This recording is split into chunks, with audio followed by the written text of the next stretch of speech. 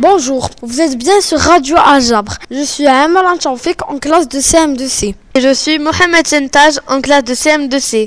Et je suis Anas Hanan Ben Ahmed en classe de CM2C. Aujourd'hui, nous allons vous parler de l'origine d'un plat que l'on adore tous manger. Il s'agit de... Pizza? Non. Hamburger? Non, il s'agit du sushi. Le sushi serait né en Chine au 4e siècle avant Jésus-Christ. À cette époque, il ne s'agissait que d'une technique de transport et de conservation dont l'unique objectif était de préserver le poisson dans le même temps. Les viscères et la tête étaient prélevés puis salés et conservés dans du riz fermenté. On consommait le poisson et on jetait le riz. La pratique fut importée par les Japonais qui y apportèrent quelques modifications, ajoutant du vinaigre dans le riz afin de pouvoir le conserver et le consommer plus longtemps. Au XVIIe siècle, en raison de l'abondance de poissons sur les marchés japonais, cette méthode de conservation n'était plus utilisée. Le poisson était ensuite consommé cru, accompagné de riz cuit et assaisonné de vinaigre. À cette époque, de petits points de vente ont commencé à apparaître. Les yatés, le but de ces lieux était de fournir aux gens une nourriture rapide et pratique. C'est Anaya Yohei qui, au début du 19e siècle, a créé le sushi, formé à la main, tel que nous le connaissons aujourd'hui. Considéré comme le premier sushiman dans l'histoire, Yohei a perfectionné les techniques de préparation et lui a donné une nouvelle présentation. Il a également ajouté les éléments tels que la sauce soja, le gingembre et le wasabi.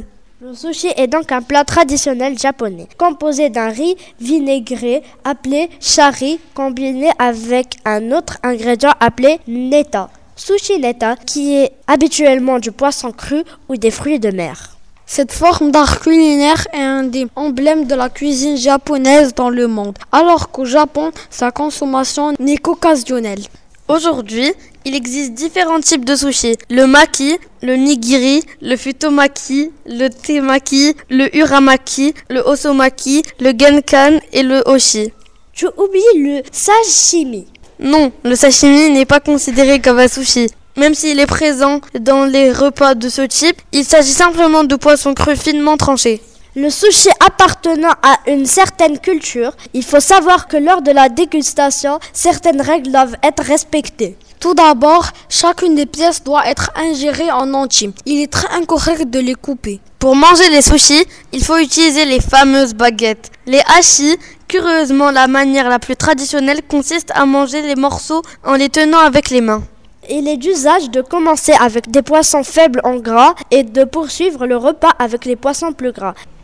En ce qui concerne les accompagnements, la sauce soja a pour but d'assaisonner le poisson. Le gingembre est utilisé pour nettoyer le palais entre différents types de morceaux. Et le wasabi a des propriétés bactéricides et facilite la digestion. Il doit être placé sur le poisson en petite quantité. Mais il faut savoir qu'au Japon, ces composants ne sont pas disponibles pour les clients. Pendant les repas, c'est le sushiman lui-même qui définit les quantités correctes à servir et les met sur les pièces.